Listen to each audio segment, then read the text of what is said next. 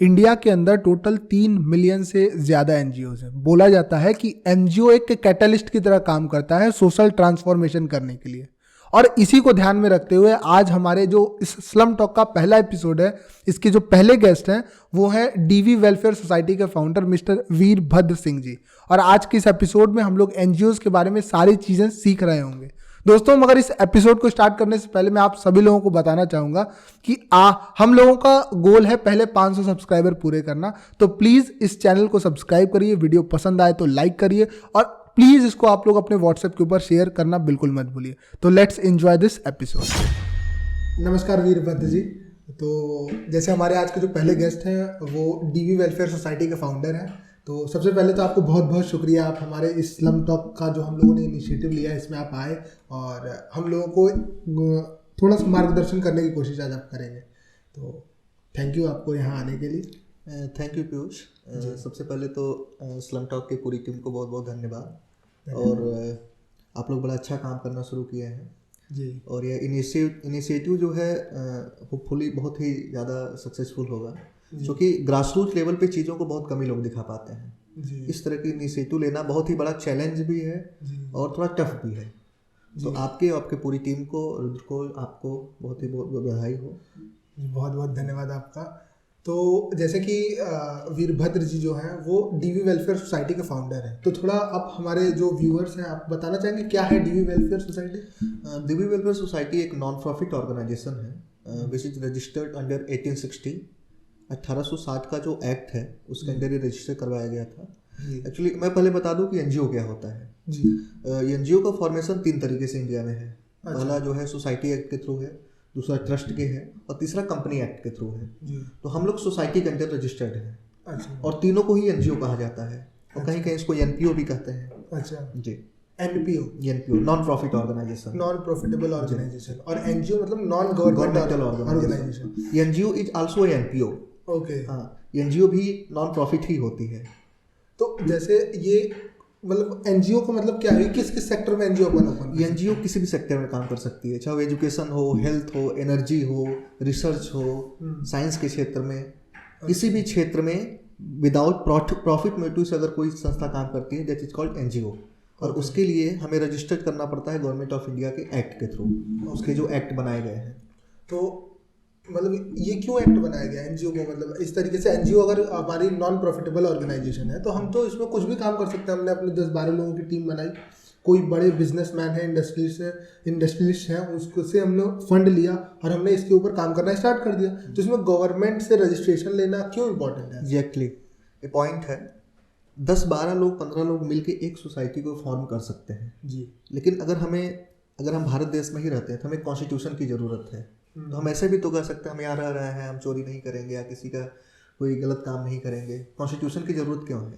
इसी तरीके से एनजीओ के ऊपर सरकार कंट्रोल रखती है इन द फॉर्म ऑफ हम कितना पैसा रिसीव कर रहे हैं डोनेशन के फॉर्म में, कितना पैसा एक्सपेंड कर रहे हैं, इसका प्रॉपर एक डेटा बनता है। जैसे हम कोई भी एनजीओ रजिस्टर कराता है तो उसके बाद सेक्रेटरी कौन है, प्रेसिडेंट कौन है, सबकी एक प्रेसिडेंस, एक टीम होती है ठीक। उसका अपना एक सिलेक्शन कमेटी होती है, उसका एक अपना चुनाव होता है। उसके बाद जो है फाइनेंशियल डेटा रखना पड़ता है। सब चीज़ें हमें गवर्नमेंट को टाइम टू टाइम बतानी पड़ती है। हाँ, इनकम टैक्स के छूट के लिए गवर्नमेंट ऑफ इंडिया बहुत सारे डॉक्यूमेंट्स देती है, 12A देती है, TG देती है, फॉरेन से मनी रिसीव करना है तो FCRA देती है। रजिस्ट्रेशन के बाद गवर्नमेंट के पास यह डेटा होता है कि कितने एनजीओ रजिस्टर्ड हैं, उसके बाद कौन सी एनजीओ किस तरीके से काम कर रही है, किसी भी प्रकार का पैसे का लेन देन कोई गलत तरीके से तो नहीं हो रहा है, इसलिए एनजीओ का रजिस्ट्रेशन जरूरी हो जाता है। अगर इसमें एक चीज़ और भी होती है, अगर हम रजिस्टर्ड नहीं होंगे तो हम CSR नहीं ले पाते हैं। CSR क्या होता है, थोड़ा सा बताएंगे? थोड़ा सा CSR होता है कॉर्पोरेट सोशल रिस्पॉन्सिबिलिटी। ओके। अभी गवर्नमेंट ऑफ इंडिया ने हर कंपनी को ये कंपलसरी कर दिया है कि कंपनी अपने प्रॉफिट का 2% CSR करेंगी टू द एनजीओ। अपनी कॉर्पोरेट रिस्पॉन्सिबिलिटी को समझकर अपने प्रॉफिट का 2% ऑफ मनी वो एनजीओ को डोनेट करेंगी, चाहे कोई भी किसी भी प्रकार का एनजीओ हो सकता है, चाहे एजुकेशन का, हेल्थ का हो, मतलब any type of NGO, any type of work जो विदाउट प्रॉफिट मोटिव से किया जा रहा है। तो जैसे आपने बोला एनजीओ को हम रजिस्टर कराएंगे, तो रजिस्ट्रेशन में जैसे डीवी वेलफेयर सोसाइटी तो रजिस्टर्ड हो गई, जैसे आपने बोला 1860 के तहत एनजीओ आपकी रजिस्टर्ड है। तो आपकी जो ये एनजीओ रजिस्टर्ड है, ये रजिस्ट्रेशन कैसे मिल सकता है? जैसे हमने अगर लेट से मैं रुद्र मिल करके एक नई एनजीओ ओपन करता हूँ, तो हमको अगर रजिस्ट्रेशन लेना है तो एक क्या कुछ इसका रूल है, कोई क्राइटेरिया है, कोई कुछ एलिजिबिलिटी है? थोड़ा सा वो बता दें। इसके लिए एक हमें बायलॉज की ज़रूरत होती है। सबसे पहले हम अपना एक रूल रेगुलेशन लिख लेते हैं कि हम किस क्षेत्र में काम करने वाले हैं। हमारा अपना एक डोमेन क्षेत्र होना चाहिए। जैसे हम लोग दिव्य वेलफेयर सोसाइटी शिक्षा और रिसर्च पे काम करती है। ओके। इसी तरीके हर व्यक्ति जिसको रजिस्टर कराना है, सबसे पहले उसका कॉन्सेप्ट क्लियर होना चाहिए कि हम किस सेक्टर में काम करने वाले हैं। ये सब चीज़ें पेपर पे लिखी जाती हैं। उसके बाद जो है कौन क्या, किसका क्या पद होता है, जैसे किसकी क्या पोस्ट होती है, कौन प्रेसिडेंट बनेगा, कौन वाइस प्रेसिडेंट है, कौन सेक्रेटरी है, ट्रेजरर है। इसके अलावा सोसाइटी में मिनिमम 7 लोग चाहिए होते हैं। अगर नॉन प्रॉफिट कंपनी बनानी है सेक्शन 8 के थ्रू, उसमें मिनिमम 2 डायरेक्टर चाहिए होते हैं। ट्रस्ट में मिनिमम 2 डायरेक्टर चाहिए होते हैं। इस तरीके से लोग अपने अपने अनुसार टीम को गठन करते हैं, चीज़ों को बनाते हैं। उसके बाद यह पूरी प्रक्रिया होने के बाद, पेपर की प्रक्रिया होने के बाद, हम इसे चिट फंड ऑफिस में जमा करते हैं। चिट फंड ऑफिसर के पास जाते हैं। पहले तो हम लोग तो 2018 में रजिस्टर्ड हुए, उसके बाद प्रक्रियाएं बहुत बदल गई हैं। आजकल लोग किसी वकील के थ्रू, सीए के थ्रू ऑनलाइन भी उसको चिट फंड ऑफिस में करा रहे हैं। तो चीट फंड ऑफिस में जो आपने ये सारी चीज़ें दी, तो चीट फंड का काम क्या होता है? इसके बाद जब आपने उसको जब सबमिट कर दिया ये सारे डॉक्यूमेंट्स, कौन प्रेसिडेंट होगा, कौन सेक्रेटरी होगा, कौन ट्रेजरर होगा, तो चीट फंड ऑफिसर मतलब इंटरनल कुछ आपको आइडिया है कि अंदर क्या होता है? इसके बारे में आपसे कुछ क्रॉस क्वेश्चनिंग होती है या फिर वो मौके पर आकर के आपके काम को देखते हैं, ऐसा कुछ प्रोसेस? इसकी देखिए प्रक्रिया तो कई है। जैसे मैंने केवल सोसाइटी की बात करी, वो चिट फंड से होता है। लेकिन जब आप सेक्शन 8 के through non profit company register कराते हैं, दैट इज आल्सो एनजीओ, वो भी एक एनजीओ है। नॉन प्रॉफिट कंपनी भी एक एनजीओ है, जैसे रिलायंस फाउंडेशन हो गया। इस तरीके के बहुत सारे हैं। ये मिनिस्ट्री ऑफ कॉर्पोरेट से रजिस्टर्ड होता है। ये चिट फंड से नहीं होता है, ये कॉर्पोरेट मिनिस्ट्री से रजिस्टर्ड होता है। तो जब आप रजिस्ट्रेशन कराते हैं तो एक बार मिनिस्ट्री आपको पूरा डॉक्यूमेंटेशन चेक करती है। इस तरीके के लोग एग्जिस्ट कर रहे हैं कि नहीं, उनका ये अपना एक रूल रेगुलेशन है, उस हिसाब से वो सारी चीज़ों को वेरीफाई करते हैं, फिर वो आपको सर्टिफिकेट प्रोवाइड कराते हैं। तो जैसे अभी आपने थोड़ी देर पहले बोला कि आपकी जो एनजीओ है डीवी वेलफेयर सोसाइटी, वो एजुकेशन के ऊपर काम करती है, तो थोड़ा सा बताएंगे एजुकेशन ही क्यों लिया और एजुकेशन में क्या एनजीओ आपकी काम कर रही है? एजुकेशन लेने का एक बहुत बड़ा जो पर्पस था कि मेरी टीम जो है डीवी वेलफेयर की पूरी टीम जो है वो एजुकेशनलिस्ट की टीम है। इन सेंस जैसे सारे अभी जो हमारी टीम के लोग हैं एजुकेशन में पढ़ाई कर रहे हैं। उसके बाद जो हमारे मेंटोर हैं या प्रेसिडेंट हैं वो लोग भी आईआईटी के प्रोफेसर ही हैं। जी। तो हमें ये ज़्यादा सहज लगा कि हम लोग शिक्षा के क्षेत्र में काम करेंगे तो ज़्यादा लोगों पर इम्पैक्ट डाल पाएंगे और संस्था का भी उसका ग्रोथ रहेगा। तो शिक्षा हमारा डोमेन है। इसके अलावा हम रिसर्च में भी काम कर रहे हैं। जैसे हमारे बनारस में एक यूनिवर्सिटी है, बनारस हिंदू यूनिवर्सिटी, उसमें एक MSW डिपार्टमेंट है। वहाँ के बच्चे दिल्ली के अंदर ही फील्ड वर्क करते हैं। तो हम सोसाइटी में कम्युनिटी में उनको भेज के एक सर्वे कराते हैं। जो हमारा काम करने का तरीका है, बेसिकली हम लोग स्लम एजुकेशन पे काम करते हैं। जैसे आपका चैनल है स्लम टॉक, तो हम लोग का भी स्लम एजुकेशन पे ही काम है। ऐसे लोग, ऐसे बच्चे जो झुग्गियों में, बस्तियों में रह रहे हैं, स्कूल नहीं पहुंच पा रहे हैं, हमारी टीम, वो सर्वे वाली टीम सबसे पहले सर्वे करके आइडेंटिफाई करती है कि ये बच्चे स्कूल क्यों नहीं जा रहे हैं और बच्चे जो जा रहे हैं तो उनका पढ़ाई का लेवल क्या है। तो सबसे पहले हमारी कोशिश है कि बच्चों को स्कूल में भेजा जाए। जो आसपास के गवर्नमेंट स्कूल हैं, उनके घर के आसपास में जो प्राइमरी है या मिडिल स्कूल है, उनको हम एनरोल कराते हैं। उसके बाद फिर उन बच्चों को छांट के, उन बच्चों को आइडेंटिफाई करके हम हमारा एक सेंटर है अपनी पाठशाला के नाम से, वाराणसी में हमारे कई सेंटर हैं। तो उस सेंटर पर वॉलंटियर्स की मदद से हम लोग हॉलिस्टिक अप्रोच और इमोशनल इंटेलिजेंस और एजुकेशन पे उन लोगों को पर्सनालिटी डेवलपमेंट करवाते हैं। जी। अच्छा, तो मतलब स्लम्स में बेसिकली जो बच्चे केपेबल नहीं हैं, जिनके पेरेंट्स इतने अर्निंग नहीं होती है कि वो बच्चों को स्कूल में भेज पाए, बेसिकली आप लोग उनको सबसे पहले किसी स्कूल के अंदर एडमिशन देते हैं और साथ ही साथ एक अपनी पाठशाला भी आप लोग अलग अलग जगहों पर खोल रखे हैं जहाँ पर आप एजुकेशन देते हैं। तो ठीक है, जैसे एक डाटा मैं भी पढ़ रहा था कि इंडिया के अंदर टोटल 444 मिलियन बच्चे हैं, 444 मिलियन बच्चे हैं और 1.5 मिलियन 1.5 मिलियन स्कूल खुले पड़े हैं और 1.8 मिलियन नहीं 2.8 मिलियन टीचर्स हैं। उसके बावजूद 250 मिलियन बच्चे ही सिर्फ और सिर्फ स्कूल जा पाते हैं और इसमें से भी 250 में से भी 29% बच्चे, यानी बच्चे और बच्चियां दोनों ड्रॉप आउट कर जाते हैं, अपनी जो बेसिक एजुकेशन है वो कंप्लीट नहीं कर पाते।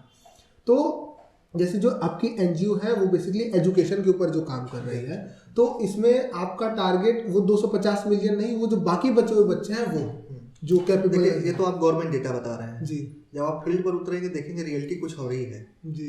बहुत सारे बच्चे ऐसे हैं जिन्होंने कभी स्कूल का मुंह ही नहीं देखा है, वो कभी स्कूल ही नहीं गए हैं जी। बहुत सारे बच्चे ऐसे हैं और बड़ा ताज्जुब होता है कि उनके पेरेंट्स भी सपोर्टिव नहीं है। ऐसा नहीं कि उनके पास फाइनेंशियल इतनी प्रॉब्लम है कि ताकि वो अपने गवर्नमेंट स्कूल में बच्चों को ना भेज पाएँ, क्योंकि आजकल तो फीस भी नहीं लग रही है स्कूलों में। ये गवर्नमेंट का तो बहुत बड़ा इनिशिएटिव है कि गवर्नमेंट स्कूलों में फीस भी नहीं लग रही है, दोपहर में मिड डे मील भी मिल रहा है, उसके बाद भी लोग अपने स्कूलों में बच्चों को नहीं भेज रहे हैं। तो हमारी टीम का ये भी एक काम है कि हम उन पेरेंट्स की काउंसलिंग करते हैं ताकि हम रीजन पता कर सकें वो पेरेंट्स उन बच्चों को स्कूल क्यों नहीं भेज रहे हैं। तो आप कुछ हमारे व्यूअर्स को बताना चाहेंगे कि क्या है वो रीजंस, कुछ आपने बहुत सारे लोगों को काउंसलिंग कर रखी होगी ना। देखिए, एक तो सबसे बड़ी चीज़ है अवेयरनेस न होने की वजह से जो है पेरेंट्स अपने बच्चों को नहीं भेज पाते हैं और उन्हें पता ही नहीं कि शिक्षा की वैल्यू क्या है, what is the value of the education. उन्हें लगता है एक चीज़ और भी है, जैसे हमने कई सारी सोसाइटियों में, स्लम में हम लोग विजिट करते हैं, तो उनके बीच का जैसे कोई एक लड़का है जिन्होंने ग्रेजुएशन पास कर रखा है या उन्होंने 12th पास कर रखा है, तो वह क्या ग्रेजुएशन पास होने के बाद भी उसे कोई जॉब नहीं मिली, वह आज भी लेबर का काम कर रहा है या छोटा मोटा कोई रिक्शा चला रहा है ग्रेजुएशन के बाद। तो उनके सोसाइटी में वह बंदा उसका एग्जाम्पल हो जाता है, अरे हम क्यों पढ़ाएंगे लिखाएंगे, पढ़ लिख के तो क्या ही कर रहा है, ग्रेजुएशन करने के बाद तो रिक्शा ही चला रहा है, तो हम अपने बच्चों को क्यों पढ़ने भेजें। इससे अच्छा है कि 300-400 अभी कुछ काम पे लगवा देंगे तो डेली 300-400 रुपये तो अर्न ही कर रहा है, तो हम काम पे ही क्यों भेजें, पढ़ाने के लिए क्यों भेजें।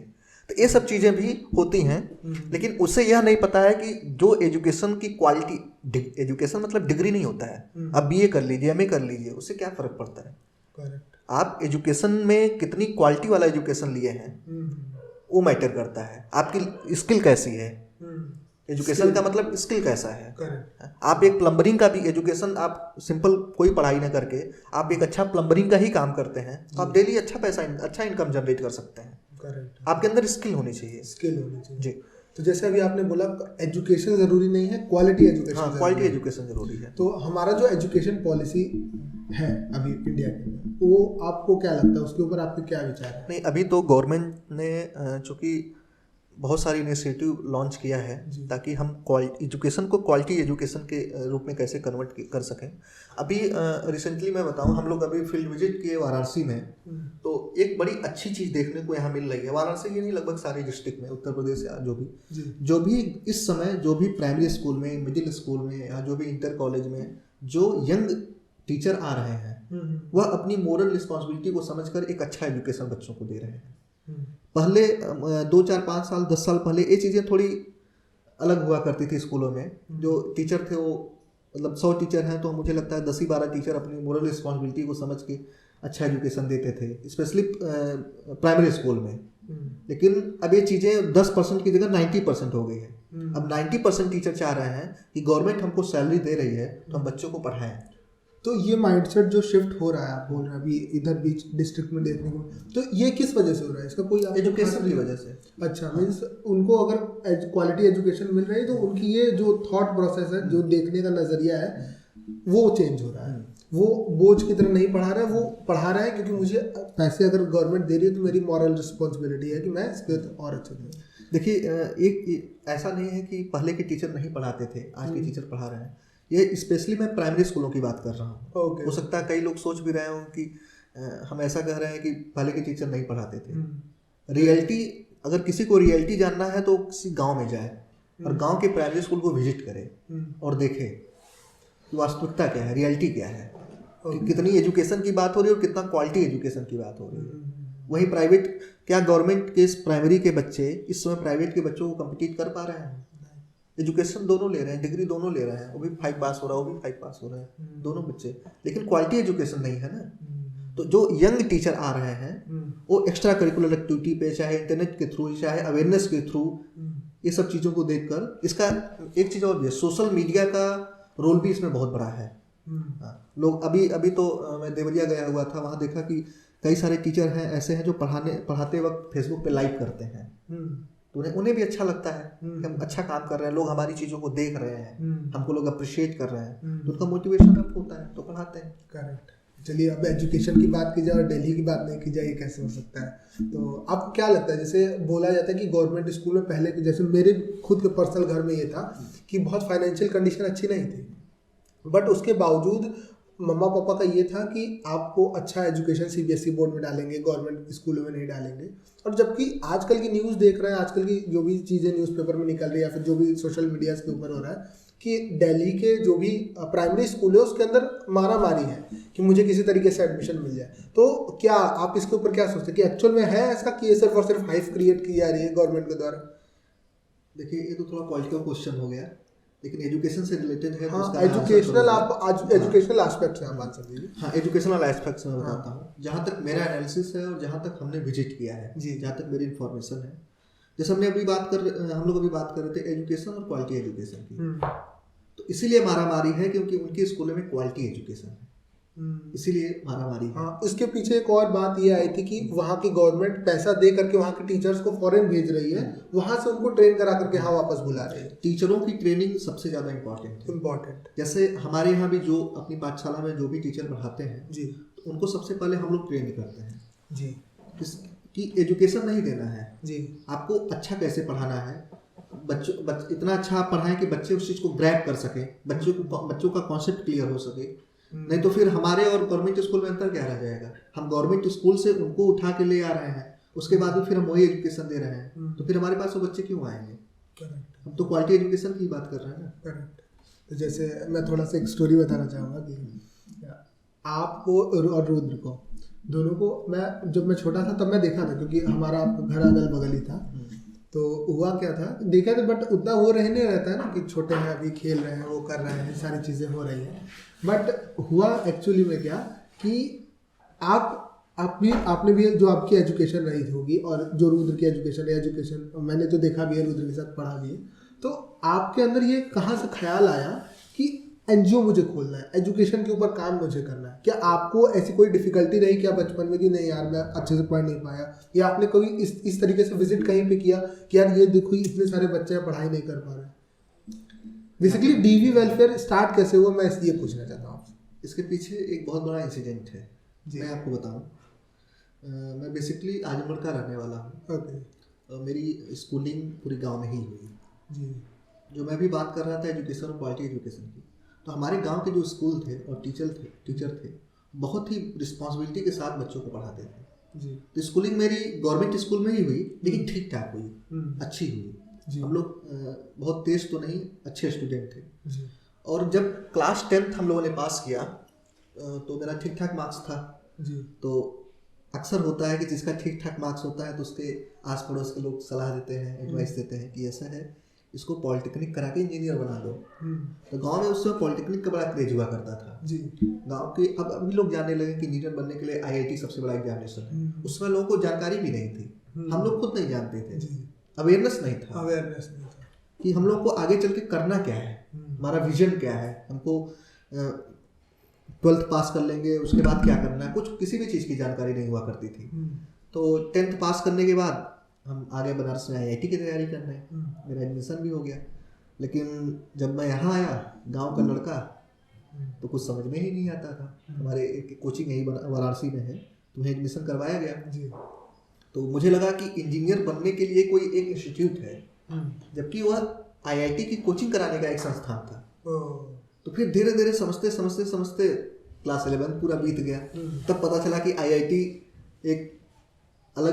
जो है एक अलग संस्था ही है, अलग ऑर्गेनाइजेशन है। आप उसके लिए बीटेक के लिए आईआईटी का एग्जाम दे रहे हैं। अच्छा, ये आपको बाद में समझ आया? काफी बाद में समझ में आया। अच्छा। हम लोग हिंदी वाली बुक पढ़ के आते थे, जैसे उस समय विद्या पब्लिकेशन, काका पब्लिकेशन, इस तरह बहुत लोग जो लोग देख रहे हैं वो लोग समझ रहे हैं कि इस तरह की बुक यूपी बोर्ड में आई समय चलती है। लेकिन जब मैं बनारस आया तो कोचिंग में एनसीईआरटी चलती थी, फिजिक्स की एच.सी. वर्मा चलती थी, केमिस्ट्री की एक आर.सी. मुखर्जी फिजिकल की बुक चलती थी। ऐसे अब टीचर बताए कि कल आप लोग आर.सी. मुखर्जी चलेगा, फिर कोई फिजिक्स का टीचर बताया कि कल आपका एच.सी. वर्मा चलेगा। तो बड़ा ही कंफ्यूजन होता था, लगता था कि कहाँ ही आके फंस गए हैं। यही सब चीज़ें हुई। उसके बाद क्लास 12 के बाद फाइनेंशियल प्रॉब्लम होने की वजह से कहीं ना कहीं हमको भी एक पुश ही मिला, किसी ने किसी एक सपोर्ट किया, तभी हम अपनी पढ़ाई पूरी कर पाए, जो भी एजुकेशन लेना था वो ले पाए। और दिवी खोलने के पीछे का एक कारण मैं बताऊं, क्योंकि फाइनेंशियली हम लोग बहुत स्ट्रांग तो थे नहीं कि बीटेक कर पाए या कोई ऐसा प्रोफेशनल कोर्स कर पाए, जॉब कर सकें, जॉब ओरिएंटेड कोर्स हो, ये सब भी एक बहुत बड़ा रीजन रहा। और 2017 में हमने एक कोचिंग खोली, मैं और एक मेरे फ्रेंड थे विनीत, दोनों लोग मिलके एक कोचिंग हमने स्टार्ट किया कि हम लोग बच्चों को पढ़ाएंगे ताकि हमारी थोड़ी इनकम हो जाए। तो हमने एक जगह किराए पे रूम वगैरह लिया, उसके बाद जो है सारे कुछ लोन लेके, एक फ्रेंड था मेरा अभय, तो उससे हमने लोन लिया कुछ पैसों का, तो हमने डेस्क बैंक सारी चीज़ें की व्यवस्था कराई।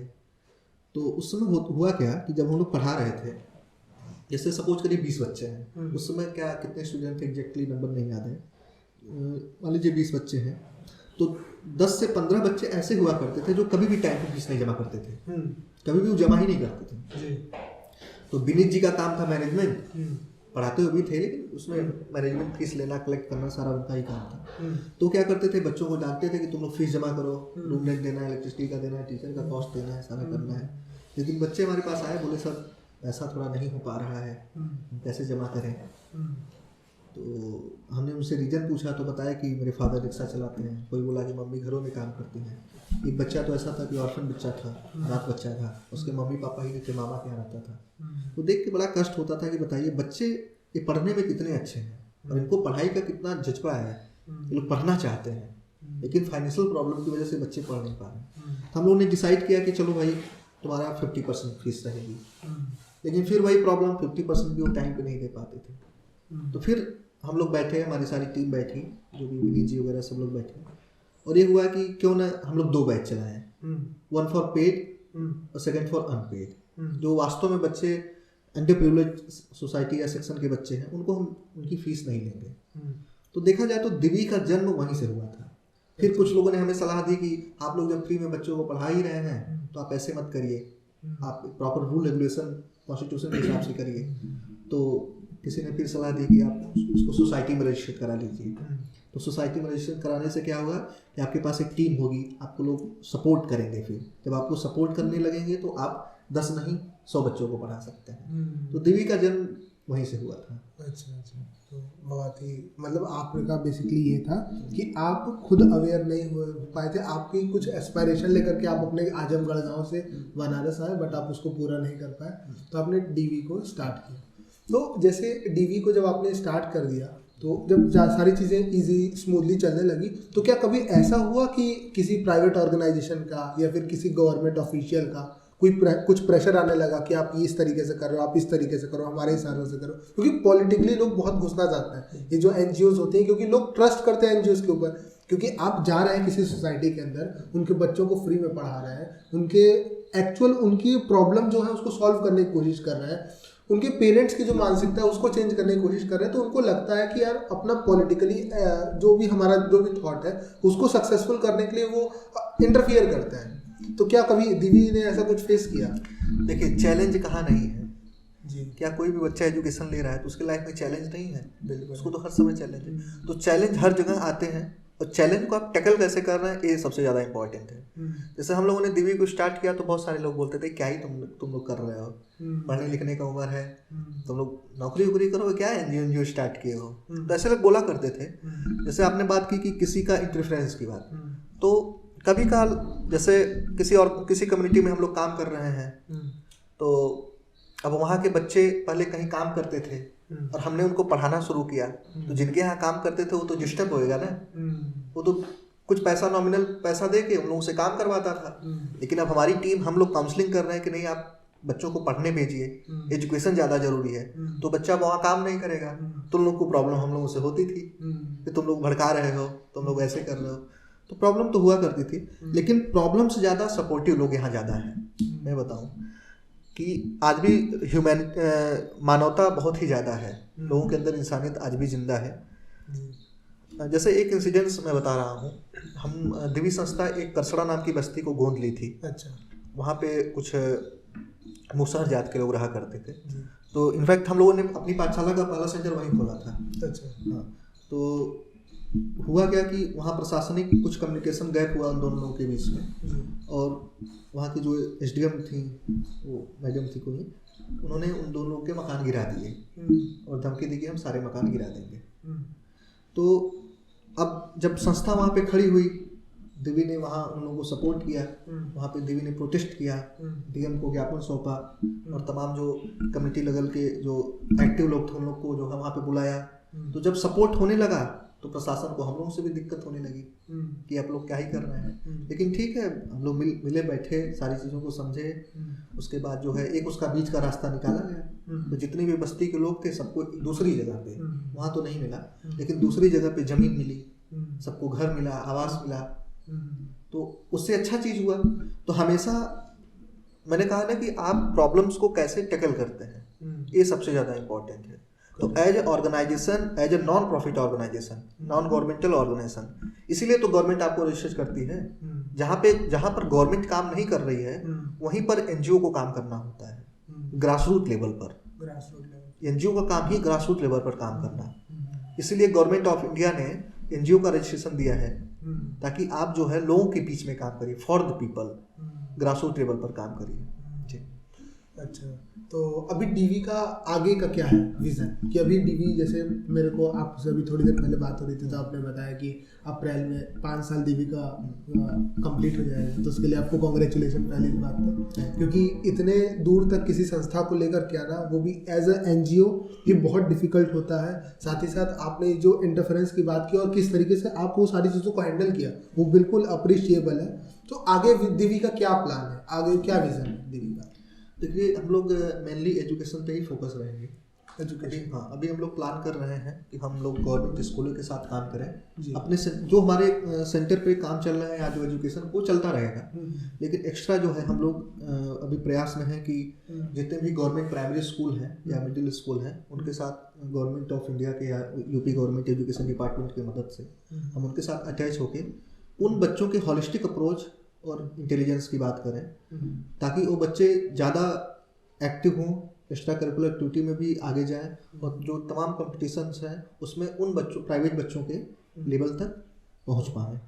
तभी वो, क्योंकि गांव के बच्चों में या सरकारी बच्चों स्कूलों में जो बच्चे पढ़ रहे हैं उनके अंदर प्रतिभा बहुत ज़्यादा है। हमने देखा है हमारे सेंटर में बहुत सारे ऐसे बच्चे हैं जो एक्स्ट्रा टैलेंटेड हैं, लेकिन प्रॉपर गाइडेंस न मिलने की वजह से वो बच्चे अपने टैलेंट को शो नहीं कर पा रहे हैं, दिखा नहीं पा रहे हैं। और होता क्या है कि वही बच्चे पढ़ाई लिखाई छोड़ के एक दिन मजदूरी करने लगते हैं, तो टैलेंट वेस्ट हो रहा है। नहीं, अभी जैसे 26 जनवरी बीती है, तो मैं भी एक सेंटर पे विजिट किया था, चौरा सेंटर जो आपका है इधर मिर्ज़ापुर और वाराणसी के बॉर्डर पे।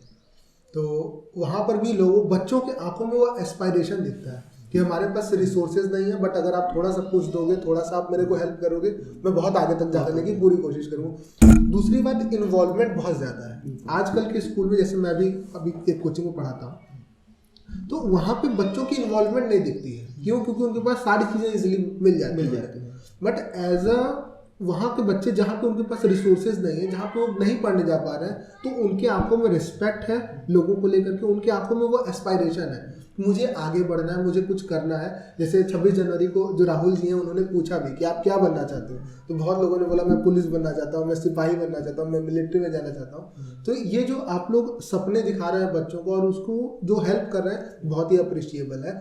तो इसी के साथ बहुत बहुत धन्यवाद हमारे साथ जुड़ने के लिए। कुछ आप लास्ट कुछ बताना चाहेंगे कि एज अ इंडिविजुअल, जैसे आप एज अ एनजीओ के तरफ तो स्तर पर आप काम कर रहे हैं, एज अ इंडिविजुअल जो हमारे व्यूअर्स हैं जो देख रहे हैं, वो क्या कर सकते हैं? सिर्फ एजुकेशन की फील्ड में नहीं, किसी भी फील्ड में, जैसे आपने अभी बोला स्किल्ड होना चाहिए, किस तरीके से वो स्किल के ऊपर काम कर सकते हैं, किस तरीके से वो एनजीओ के साथ नहीं भी जुड़ रहे हैं, एज अ इंडिविजुअल वो किस तरीके से इम्पैक्ट कर सकते हैं? कुछ आप बताना चाहेंगे तो प्लीज़। देखिए, समाज सेवा के लिए, सोशल वर्क के लिए कोई ज़रूरी नहीं है कि कोई एनजीओ ही यह काम करे, या गवर्नमेंट ऑफ इंडिया रजिस्ट्रेशन दे रही है या आप रजिस्टर्ड हैं, इसके लिए कोई ज़रूरी नहीं कि एनजीओ के थ्रू ही काम किया जा सके। आप एज ए इंडिविजुअल, आपकी यह मोरल रिस्पॉन्सिबिलिटी है, आपकी यह सोशल रिस्पॉन्सिबिलिटी है कि आप इस तरीके के लोगों को आइडेंटिफाई करें। आप अगर हर पर्सन चाह ले कि हमको 5 घर को सुधारना है जी, अपने आसपास के 5 घरों को चिन्हित करिए और देखिए कि कितने बच्चे ऐसे हैं जो एजुकेशन नहीं ले रहे हैं, कितने लोग ऐसे हैं जो प्रॉपर उनको हेल्थ हेल्थ कॉन्शियस है, उनको प्रॉपर जो है मेडिसिन नहीं मिल पा रही है या किसी प्रकार की कोई दिक्कत है या कोई भी प्रॉब्लम हो सकती है, कोई ज़रूरी नहीं है एजुकेशन, उसको आइडेंटिफाई करें और अपने लेवल पे रिजॉल्व करने की कोशिश करें। अगर उसको नहीं रिजॉल्व कर पा रहे हैं तो किसी एनजीओ से उसको कनेक्ट कराएं, क्योंकि एनजीओ का काम ही वही है। तो एनजीओ से कनेक्ट होने के बाद वो चीज़ें थोड़ी ईजिली फिजिबल हो जाएंगे। तो एज इंडिविजुअल या तो आप दिवी को भी बता सकते हैं जी, अगर वाराणसी या आसपास के डिस्ट्रिक्ट के जो भी व्यूअर्स लोग देख रहे हैं तो लोग बताएं कि प्रॉब्लम्स को दिवी को बताएं, तो दिवी भी उसको रिजॉल्व करने की कोशिश करेगी। और एज ए इंडिविजुअल आप लोग कम से कम 5 घरों को चिन्हित करिए और 5 घरों की प्रॉब्लम को ऑब्जर्व करके उसको रिजॉल्व करने की कोशिश करिए, रिजॉल्व करने की कोशिश। वो कोई भी प्रॉब्लम एजुकेशनल वाली प्रॉब्लम हो सकती है, कोई भी आपकी प्रॉब्लम होती है, आप उसको रिजॉल्व करने की कोशिश करें। तो बहुत बहुत आपका धन्यवाद आने के लिए स्लम टॉक के अंदर। ये हमारा पहला एपिसोड था और हम बहुत ही ज़्यादा खुश हैं कि आप आए और इतने ओपनली चीज़ों को हमारे सामने रखा, क्योंकि आजकल के जीवन में सोसाइटी में देखने को मिलता है कि लोग जेलस होते हैं, अपनी चीज़ों को बताना नहीं चाहते, बट आपने सारी चीज़ ओपनली बिल्कुल बताई, इसके लिए बहुत बहुत शुक्रिया। तो चलिए आगे भी आपके साथ बहुत एपिसोड करना है हमें, तो धन्यवाद बहुत बहुत आपका आने के लिए। Thank you Piyush ji, thank you so much.